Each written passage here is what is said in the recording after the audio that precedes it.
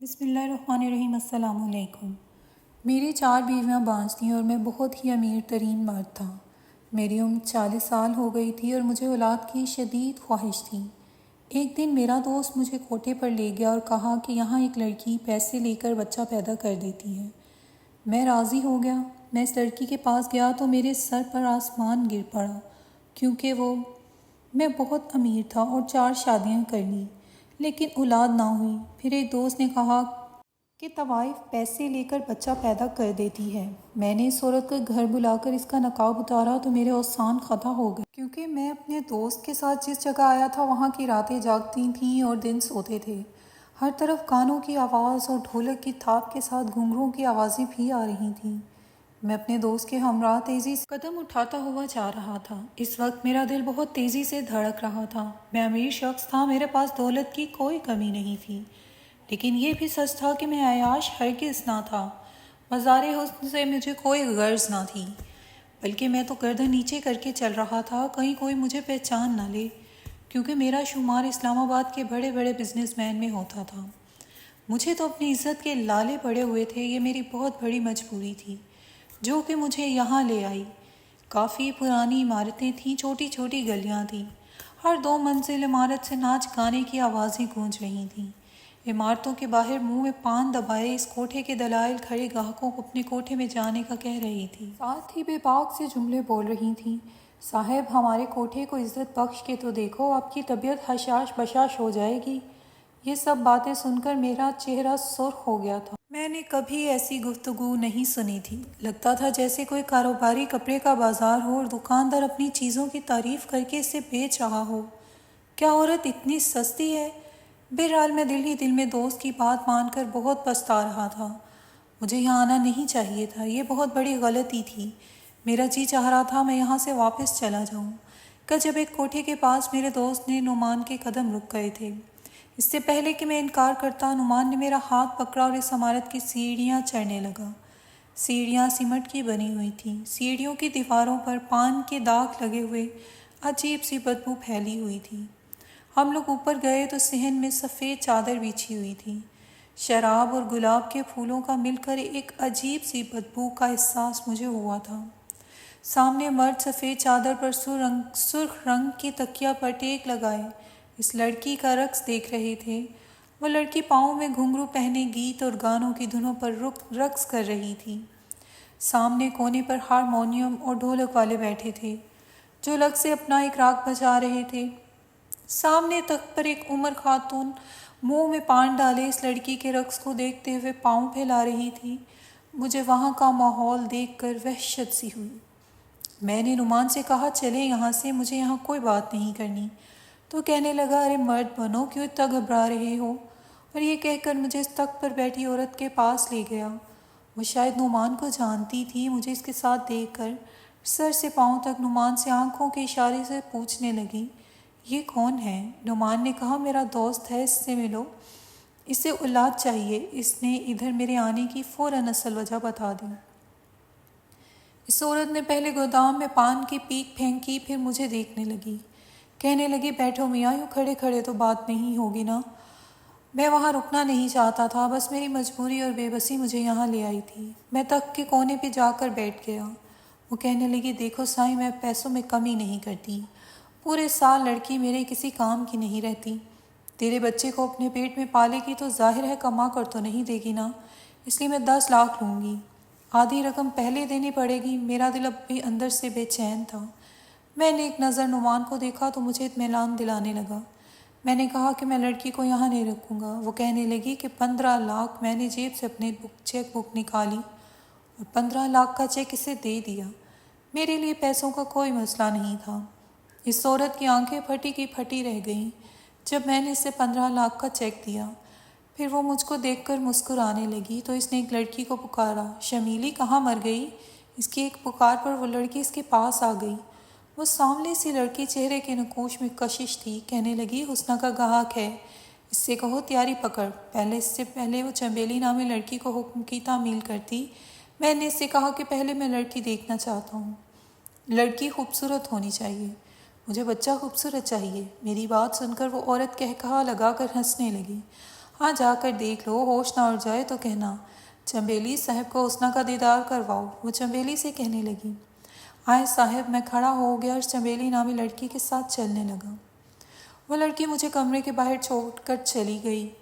پہلی بار میرا دل زور زور سے دھڑک رہا تھا۔ اس اولاد کی حصول کی خواہش نے مجھے کہاں لا کر کھڑا کر دیا تھا۔ ایسی حالت تو میری کبھی اپنی بیویوں کے کمرے میں جاتے ہوئے نہیں ہوئی تھی۔ شاید بات جائز ناجائز کی ہے، اور یہ لڑکی اب تو میرے بچے کو اپنی کوکھ میں جنم دے گی۔ لیکن میری بے بسی تھی کہ میں اس راہ کو چننے پر مجبور تھا۔ جب میں نے کمرے پر دستک دی تو اس نے کہا، کون ہے؟ آ جاؤ اندر۔ میں نے دروازہ کھولا تو سامنے ایک لڑکی آدھے گھونگھٹ میں بیٹھی ہوئی تھی۔ میں نے بڑی مشکل سے بس ایک نظر دیکھا، پھر کمرے کا دروازہ بند کر دیا اور اس کے پاس آ کر بیٹھ گیا۔ میں نے اب تک اس کا چہرہ نہیں دیکھا تھا، کیونکہ وہ گھونگھٹ نکالے بیٹھی ہوئی تھی۔ میں اس کے سامنے جا کر بیٹھ گیا، لیکن خود میں اتنی ہمت نہیں رہی تھی کہ اس کی طرف دیکھوں۔ شاید میرا ضمیر اس بات کی اجازت نہیں دے رہا تھا، اور وہ اس کے لیے میں نے آج تک کوئی گناہ نہیں کیا تھا۔ جب مجھے یوں خاموش دیکھا تو وہ لڑکی کہنے لگی، کیا بات ہے صاحب، پوری رات کیا ایسے ہی بیٹھے رہو گے؟ اس لڑکی کی آواز نے مجھے چونکا دیا۔ میں نے بڑی مشکل سے اس کی جانب دیکھا، جو میرے لیے بالکل نامحرم تھی۔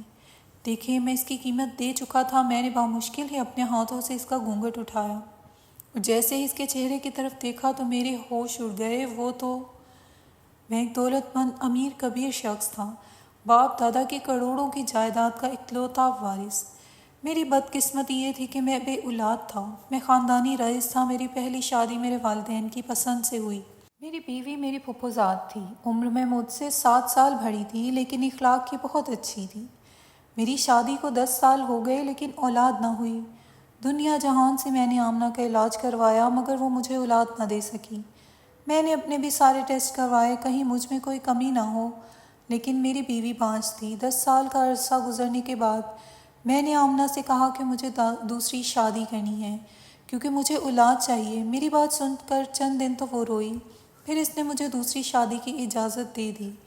لیکن پھر تو وقت ایسے ہی گزرنے لگا۔ 5 سال میں نے اپنی 4 بیویوں کے ساتھ گزارا، لیکن مجھے اولاد نہ ہوئی۔ 25 سال میری شادی شدہ زندگی کے گزرے تھے۔ میری عمر اب 40 سال کی ہو گئی۔ میں اپنی بیویوں کا علاج کروا کے تھک چکا تھا۔ نہ جانے مسئلہ کیا تھا۔ ہر بار میری رپورٹ ٹھیک آتی، بس بیویاں یہ صلاحیت نہیں رکھتی تھیں۔ کبھی کبھی میری عقل اس بات کو تسلیم ہی نہیں کر پاتی تھی۔ مسئلہ ایک بیوی میں ہوتا تو سمجھ میں آتی، چاروں بیویوں میں ایک ہی مسئلہ تھا۔ بہرحال میں 5ویں شادی نہیں کر سکتا تھا، اس لیے مجھے اپنی ایک بیوی کو چھوڑنا تھا۔ لیکن میری ساری بیویاں ہی نیک اور بہت اچھے اخلاق کی مالک تھیں۔ میں کیسے ان میں سے کسی ایک کو چھوڑتا؟ لیکن عمر کے جس حصے میں پہنچ چکا تھا، آگے بڑھاپا ہی بڑھاپا تھا، اس لیے اب تو مجھے اولاد جلد از جلد چاہیے۔ میں نے اسی سلسلے میں جب نعمان سے بات کی تو اس نے مجھے ایک راستہ بتا دیا جو سراسر گناہ کا تھا۔ پہلے تو میں نے فوراً انکار کر دیا۔ میں نے کہا کہ میں خاندانی شریف انسان ہوں، ایک طوائف سے کیوں اولاد پیدا کروں گا؟ وہ کہنے لگا کہ پھر ایک بیوی کو طلاق دے دو، تمہاری پہلی بیوی بھی اب بیمار رہنے لگی ہے۔ نعمان کی بات سن کر میں نے کہا، اب تو اس سے میری سب سے زیادہ ضرورت ہے، میں اسے کیوں چھوڑ دوں؟ وہ مجھ سے کہنے لگا کہ پھر اپنی عمر دیکھ لو، بڑھاپے میں تم قدم رکھ چکے ہو، بس وقت گزرنے کے ساتھ ساتھ اولاد ہونے کے چانسز بھی کم ہو جائیں گے۔ بات تو نعمان کی ٹھیک تھی، مجھے اولاد چاہیے تھی۔ نعمان کہنے لگا، جو میں بتا رہا ہوں اس سے تمہیں بچہ بھی ہو جائے گا اور تمہیں 5ویں شادی بھی نہیں کرنی پڑے گی۔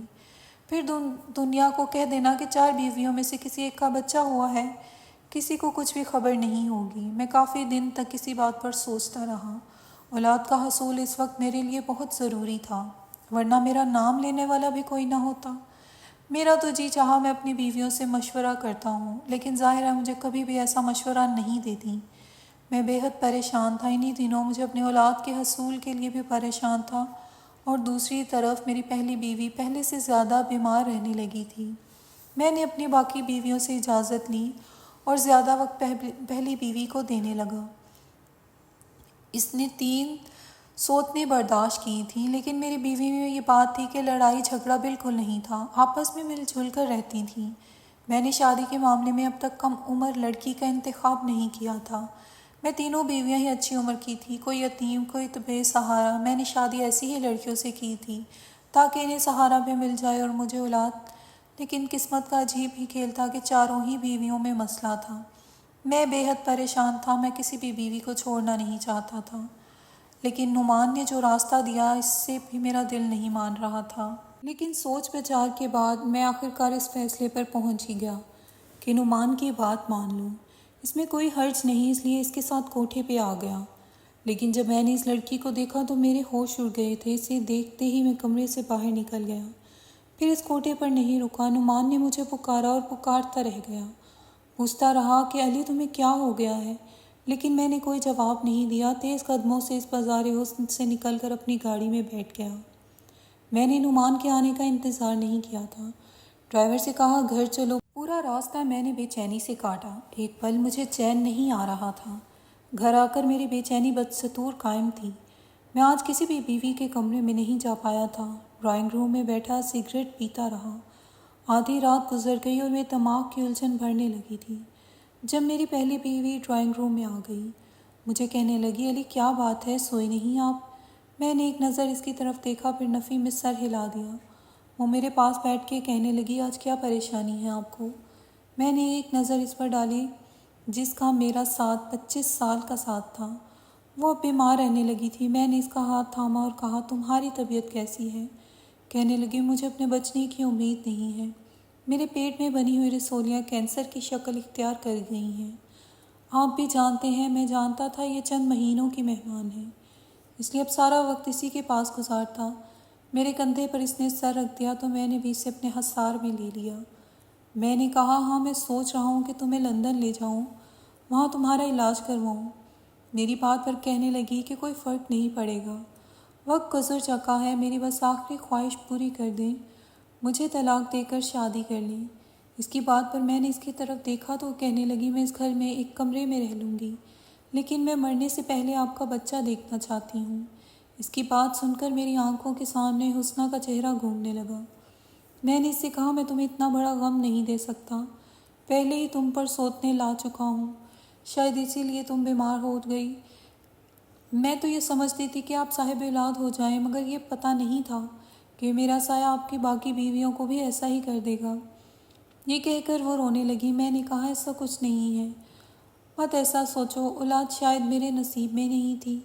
میری بات سن کر وہ کہنے لگی آپ نے شادی ہمیشہ بے سہارا لڑکیوں سے کی تاکہ آپ کی کوئی نیکی اللہ کو پسند آ جائے، تو پھر رات کو اس طوائف خانے سے کیوں بھاگ کر واپس آ گئے؟ اس کے منہ سے یہ سن کر مجھے حیرت کا جھٹکا لگا۔ میں نے کہا تمہیں کس نے بتائی یہ بات؟ اس نے گہرے سانس لیے اور کہنے لگی وہ چھوڑ دیں، میری بات کا جواب دیں۔ میں نے کہا میرا دل نہیں مانا، کیونکہ وہ طوائف ہے، پھر بہت کم عمر ہے، بس 18 سال کی لڑکی ہے، اسے دیکھ کر تو مجھے اس پر ترس آ سکتا ہے، پتہ نہیں اس کم عمر میں اس بیچاری سے یہ گھٹیا کام کیوں لیا جا رہا ہے۔ میں اس لیے وہاں سے واپس آ گیا تھا۔ وہ لڑکی 18 سال سے بڑی نہ تھی، بے شک بے حد حسین تھی، مگر کم عمر تھی۔ اگر شادی کے بعد میری بیٹی ہو جاتی تو شاید اس لڑکی سے بھی زیادہ پیاری ہوتی۔ میری بیوی کہنے لگی کہ اس سے نکاح کر لے علی۔ اس کی بات پر میں نے کہا ہوش میں تو ہو تم، ایک طوائف کب کسی سے شادی کرتی ہے؟ پھر اس کی مالکین مجھے قدم کیوں اٹھانے دے گی؟ پھر وہ بہت چھوٹی ہے، اس کے پاس جاتے ہوئے مجھے شرم آئی تھی۔ میری بیوی کہنے لگی کہ ہو سکتا ہے آپ اسے کھوٹے سے آزاد کروانے میں کامیاب ہو جائیں تو اللہ آپ کو صاحب اولاد کر دے۔ اپنی بیوی کی بات سن کر میں چپ ہو گیا تھا، کچھ دن اسی بارے میں سوچتا رہا، کیا پتہ اللہ کو میری یہی بات پسند آ جائے اور مجھے اولاد ہو جائے، حسنہ بھی اس کوٹھے سے بچ جائے۔ میں اگلے ہی روز کوٹھے پر پہنچ گیا۔ میری نیت اس لڑکی کو اس ماحول سے نکالنے کی تھی۔ میں نے 1 کروڑ کا چیک اس عورت کے ہاتھ میں رکھ دیا۔ وہ کبھی مجھے دیکھ رہی تھی تو کبھی اس چیک کو، پھر کہنے لگی اتنی بڑی رقم کیوں؟ میں نے کہا کہ مجھے حسنہ سے نکاح کرنا ہے اور اس کے بعد آپ کا اس پر کوئی تعلق نہیں۔ وہ لالچی عورت تھی، اس لیے فوراً مان گئی۔ میں نے پہلی بیوی کو اس کی خواہش کے مطابق طلاق دے دی۔ وہ میرے ہی گھر میں کونے میں ایک کمرے میں رہتی تھی۔ میں اس کے سامنے تو نہیں جانا چاہتا تھا، لیکن اس کی ہر چیز کا خیال رکھنے کی کوشش کرتا تھا۔ میں نے چند لوگوں کی موجودگی میں حسنہ سے نکاح کر لیا اور اسے اپنے ساتھ اپنے گھر لے آیا۔ وہ پھٹی پھٹی آنکھوں سے میرا محل نما گھر دیکھ رہی تھی۔ علی صاحب، یہ سب تمہارا ہے؟ تم تو بہت امیر ہو۔ میں عمر میں اس سے بہت زیادہ بڑا تھا۔ اس کا لہجہ سن کر مجھے برا سا لگا تھا، کیونکہ میں اس کا گاہک نہیں بلکہ شوہر تھا۔ میں نے اپنی تینوں بیویوں سے حسنہ کا تعارف کروایا، پھر اسے پہلی بیوی سے ملوایا۔ میں نے اپنے تیسرے نمبر کی بیوی سے کہا وہ اسے میرے کمرے میں چھوڑ آئے۔ وہ کمرے میں چھوڑ آئی۔ میں چھت پر سگریٹ پی رہا تھا۔ نہ جانے کیوں کمرے میں جانے کی میری ہمت نہیں ہو رہی تھی۔ میری پہلی تینوں بیویاں باکردار نیک سیرت کی، اور یہ لڑکی اس کی زندگی میں آنے والا میں پہلا مرد نہ تھا۔ ہمدردی اپنی جگہ، لیکن ایک بیوی کے روپ میں قبول کرنا آسان کام نہیں تھا۔ لیکن اولاد کی خاطر میں کڑوا خون بھی پینے کو تیار تھا۔ میں نے سوچا شاید اللہ کو میری یہ نیکی پسند آ جائے۔ میں اپنی ہمتوں کو جمع کر کے کمرے میں گیا۔ اس وقت تک حسنہ سو چکی تھی۔ وہ بہت ہی کم عمر تھی۔ بے شک میں نے 4 شادیاں کی، لیکن اتنی چھوٹی اور کم عمر لڑکیاں ان میں سے کوئی بھی نہیں تھی۔ میں نے اسے سونے دیا اور خود بھی سو گیا۔ صبح جب میری آنکھ کھلی تو حسنہ مجھے بڑی حیرت سے دیکھ رہی تھی۔ میں نے رات اسے کچھ نہیں کہا تھا، شاید اس لیے مجھے یوں حیرت سے دیکھ رہی تھی۔ میں نے اٹھ کر اس سے کہا کہ وہ ناشتہ کر لے، رات بھی کچھ ٹھیک سے نہیں کھایا۔ یہ کہہ کر میں کمرے سے باہر نکل گیا۔ کچھ دیر بعد حسنہ بھی باہر آ گئی۔ میری باقی بیویوں کے ساتھ ناشتہ کیا۔ میری عادت تھی کہ میں باری باری سب بیویوں کو اپنے ہاتھ سے ایک نوالا ضرور کھلاتا تھا۔ چاروں بیویوں کے ساتھ میں نے آج تک انصاف والا معاملہ رکھا تھا۔ چند دنوں تک میں نے حسنہ سے کسی قسم کا کوئی رشتہ قائم نہیں کیا۔ ہاں، اس سے اچھے سے بات چیت ضرور کی تھی۔ چند دن ہی گزرے تھے کہ مجھ سے کہنے لگی، صاحب مجھے یہ بتائیں آپ نے اتنے پیسے دے کر مجھے خریدا کیوں؟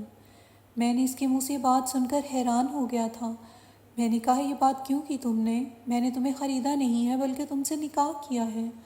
مجھے اس کی یہ بات بری لگی تھی۔ کہنے لگی، نکاح سے پہلے 1 کروڑ کی رقم آپ نے ادا کی ہے۔ مجھے تو لگا تھا آپ ایک رات بھی صبر نہیں کریں گے، مجھ سے اپنے پیسے وصول کرنے کی کوشش کریں گے، لیکن آپ تو… میں اس کی بات سن کر حیران ہو گیا۔ اس کی بات پر مجھے شدید غصہ آنے لگا، اور وہ مزید ایسے ہی کچھ بولتی تو شاید میں اس کے منہ پر تھپڑ ہی زور سے مار دیتا، لیکن وہ چپ ہو گئی تھی۔ میں نے کہا تم میری بیوی ہو، کوئی بازاری عورت نہیں، ایسی بات مجھ سے مت کرنا، اور نہ چاہتے ہوئے لہجہ بلند ہو گیا۔ مجھے غصے میں دیکھ کر وہ کہنے لگی، ہم ایسی ہی باتیں کرتے ہیں صاحب۔ میں نے تو ہوش سنبھالتے ہی مرد کے ایسے ہی روپ دیکھے، نوچ کھانے والے، جنونی بربریت کا نشانہ بنانے والے بھوکے کتے۔ مجھے حیرت ہوتی کہ آپ کیسے مرد ہو جس نے میری سب سے بڑی قیمت ادا کی ہو، لیکن پہلی رات مجھے سکون سے سونے دیا۔ مجھے حیرت ہوئی، ورنہ تو مجھے بخار میں بھی کوئی بخشتا نہیں تھا۔ یہ کہتے تھے کہ تیری قیمت اس لیے نہیں بھری کہ تیرے بخار کا لحاظ کریں۔ کہتے ہوئے آنسوؤں سے اس کی آنکھوں سے گر پڑے تھے۔ پھر اس نے اپنی بازو دکھائی۔ بازو بری طرح سگریٹ کے نشانوں سے جلی ہوئی تھی۔ ایسی بے بسی دیکھ کر میں نے زور سے آنکھیں بند کر لیں۔ کہنے لگی، یہ دیکھیں، سب میرے ساتھ یہ سب کرتے ہیں۔ میں نے تو آج تک مرد کو ایسے ہی دیکھا ہے، لیکن تم نہ جانے کیسے ہو، سب میں سے الگ ہی ہو۔ مجھے خرید کر بھی تم نے مجھے استعمال نہیں کیا۔ میں نے کہا کہ تم میری بیوی ہو، اور اللہ نے بیوی کے ساتھ نرمی کا معاملہ کرنے کا حکم دیا، اور تم تو ہو بھی کم عمر، نازک سی۔ میں سمجھ نہیں پا رہا تھا کہ میں تمہارے پاس آؤں۔ بہرحال ایک رات میں حسنہ کی سنگت نے مجھے تڑپا کے رکھ دیا۔ 18 سال کی لڑکی کے ساتھ جو ظلم کیے گئے تھے بالکل غیر انسانی تھے۔ بہرحال وقت کے ساتھ ساتھ حسنہ کے زخم بھی بھرنے لگے، اور وہ مجھ سے کہتی ہیں، آپ نے مجھ بد کردار کو نکاح کے رشتے سے معتبر بنا دیا۔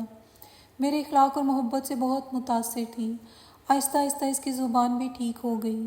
وہ مجھ سے ادب سے بات کرنے لگی۔ میری شادی کے چند مہینے بعد ہی مجھے وہ خوشخبری مل گئی جس کے لیے میں نے بہت دعائیں کی تھیں۔ حسنہ امید سے تھی، اور مجھے تو اپنے کانوں پہ یقین نہیں آ رہا تھا۔ میں اپنے رب کے حضور سجدے میں رو رو کر شکر ادا کرنے لگا۔ 9 مہینے تک میں نے حسنہ کا بہت خیال رکھا، بلکہ اسے بستر سے پاؤں تک نیچے نہیں اتارنے دیا۔ لیکن جب ڈیلیوری کا وقت قریب آیا تو میں لیبر روم کے باہر بے چینی سے چکر کاٹ رہا تھا۔ جب لیڈی ڈاکٹر آئی اور بے حد پریشان تھی، مجھ سے کہنے لگی کہ آپ کی بیوی کی حالت ٹھیک نہیں ہے، یا تو ہم ماں کو بچا سکتے ہیں یا پھر بچے کو۔ یہ سن کر تو میرے ہوش ہی اڑ گئے تھے۔ مجھے اتنے عرصے بعد اولاد کی خوشی مل رہی تھی، لیکن میرے سامنے ایک آزمائش کھڑی تھی۔ اس وقت میری حالت کیا تھی اور کیا ہو سکتی تھی، یہ وہی شخص جان سکتا ہے جس پر یہ سب بیتا ہوا تھا۔ میں نے اپنی آنکھیں بند کر لیں۔ میں نے کہا آپ ماں کو بچا لیں، بچے کا اللہ مالک ہے۔ وہ لیڈی ڈاکٹر اندر چلی گئی اور میری آنکھوں سے آنسو بہنے لگ گئے تھے۔ بے شک میری پہلے سے 3 بیویاں اور بھی تھیں، لیکن میں اپنی خواہش کی خاطر کسی کی جان لینے کا سوچ بھی نہیں سکتا تھا۔ میرے آنسو میرے بس میں نہیں تھے، اس لیے بہنے لگے۔ کچھ ہی دیر بعد لیڈی ڈاکٹر باہر آئی۔ میں نے اس سے پوچھا میری بیوی کیسی ہے؟ تو کہنے لگی کہ ماں اور بیٹا دونوں ہی خطرے سے باہر ہیں۔ یہ سن کر تو حیرت کا جھٹکا لگا تھا۔ میں بہت خوش ہوا تھا جب اس نے میری گود میں میرے بیٹے کو ڈالا تو اسے سینے سے لگا کر میں پھوٹ پھوٹ کر رونے لگا۔ میرے رب نے مجھے میرے صبر کا بہترین انعام دیا تھا۔ بے شک وہ اپنے بندوں پر زیادہ بوجھ نہیں ڈالتا جو وہ اٹھا نہ سکے۔ تو یہ تھی آج کی ہماری کہانی۔ ویڈیو کو پسند آئے تو لائک اور شیئر ضرور کیجیے گا اور ہمارے چینل کو سبسکرائب کیجیے گا۔